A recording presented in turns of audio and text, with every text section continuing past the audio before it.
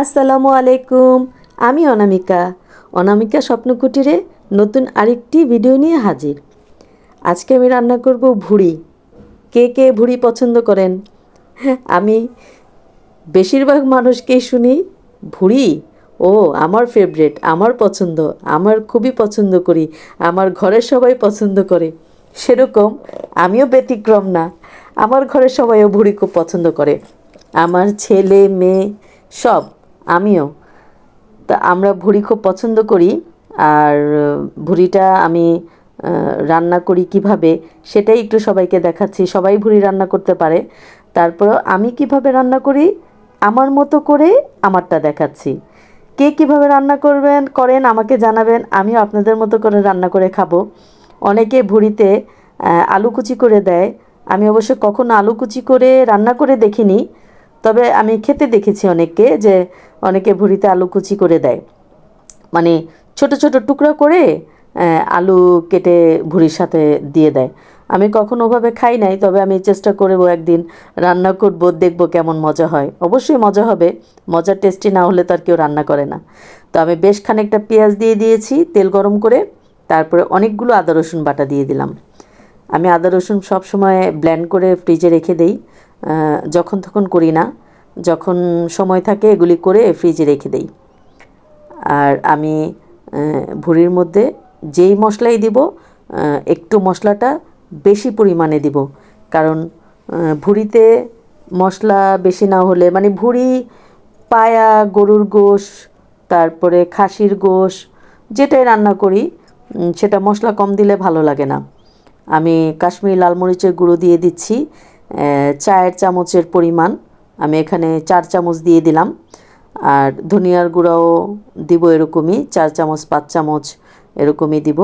আসলে এটা ভুড়ির পরিমাণ হিসাবে মশলাটা, আমি এত মেপে ঝুপে রান্না করি না। আর আমি সবাইকে এর জন্য কখনো আমি রান্নার মশলার পরিমাপ কিন্তু বলি না, কারণ আমি আমার পরিমাণ মতো রান্না করি। আমি অনেকে মেপে ঝুপে রান্না করে, আমি আমার জীবনে কখনো কোনো কিছুই মেপে ঝুপে রান্না করি নাই। আমার চোখে যেটুকু দিতে মনে হয়েছে আমি সেটুকুই দিয়েছি। তো ধনিয়ার গুঁড়া দিলাম, কাশ্মীরি লাল মরিচের গুঁড়ো দিলাম, হলুদের গুঁড়া দিলাম, এখন দিচ্ছি আমি আমাদের দেশি যে লাল মরিচ, ঝাল যে লাল মরিচের গুঁড়া সেটা, এটাও আমি বেশ খানিকটা দিব, কারণ ভুড়িটা তো ঝাল ঝালই খায়। তো লবণও দিয়ে দিচ্ছি বেশ খানিকটা, যদিও আমার লবণ টেস্ট করার অভ্যেস নাই, আমি বলি আমি একবারেই লবণ দিই আন্দাজ মতো, আর হয়েও যায়, ঠিকঠাক হয়েও যায়, কখন এরকম হয় নাই যে কম বেশি হয়েছে, সেটা হয়তো বা 2 4 5 বছরে একবার দুবার এরকম হতে পারে। আর কাঁচামরিচও দিয়ে দিলাম অনেকগুলো, আমি কাঁচামরিচগুলো একটু চিড়ে দিয়েছি ছুরি দিয়ে, যেন ঝালটা বের হয়ে যায়।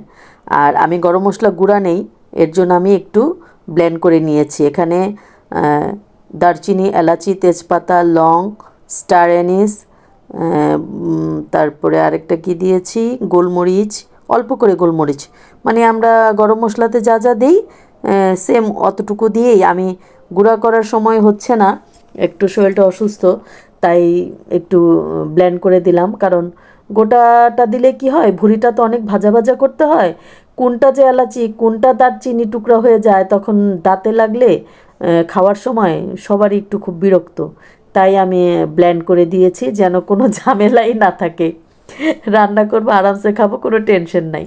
তো আমি মশলাগুলি কষিয়ে আমি দিয়ে দিলাম ভুড়িগুলো।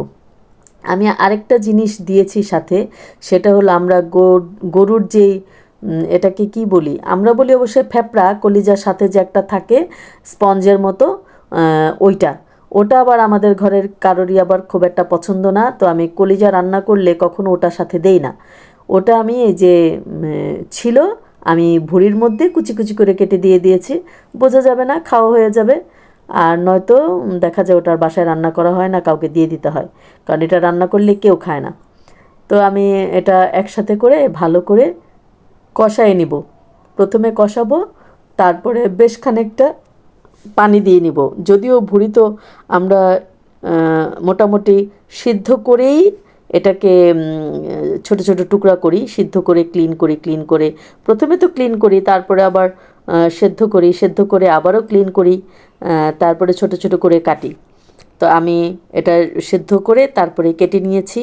ওই যে ফ্যাপড়াটা বললাম সেটাও আমি সেদ্ধ করে পানিতে ভালো করে সেদ্ধ করেছি, তারপরে কেটে নিয়েছি। কারণ ওটা স্পঞ্জের মতো তো ভিতর থেকে ময়লা বেরোয়, ওটাকে একদম ছোট ছোট করে কেটে তারপরে চিপে চিপে পরিষ্কার করতে হয় পানির মধ্যে, অনেক ঝামেলা। তো আমি সব কিছু একসাথে দিয়ে ঢাকা দিয়ে দিলাম।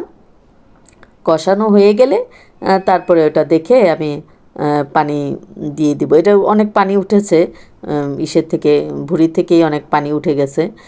তারপরে আরেকটু পানি আমি দিব, আরেকটু পানি দিয়ে যেন এটা অলমোস্ট সিদ্ধ হয়ে যায়, ভালো মতো সিদ্ধ হয়ে যায়। আর ভুঁড়ি তো অনেক ভাজা ভাজা করা লাগে, অনেক ভুনা ভুনা।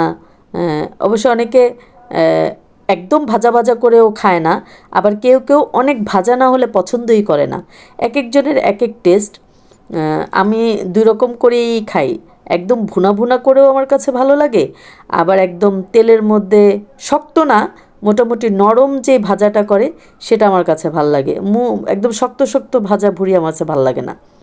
তো আমি মোটামুটি রান্না হয়েই গেছে। আমি তারপরে দিয়ে দিব জিরার গুঁড়া। আমি কিন্তু জিরার গুঁড়াটা আগে দেইনি, এটা আমি নামানোর আগে দিয়ে দিব, এর জন্য প্রথমে দেওয়া হয়নি। তো আমি জিরার গুঁড়াটা অ্যাড করব সাথে।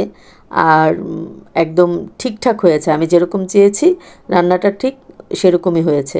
আপনারা এভাবে রান্না করে খেয়ে দেখবেন, কে কীভাবে খান সেটাও আমাকে জানাবেন। আর অবশ্যই আমার ভালোবাসার অনেকগুলি মানুষ আছে যারা আমাকে প্রতিদিন কমেন্ট করে, কিন্তু কেউ লাইক দেয় না, এটাই আমার কষ্ট। একটু লাইক বাটনটা টিপে দিবেন আর আমাকে সাবস্ক্রাইব করবেন, কমেন্ট করবেন। আসসালামু আলাইকুম।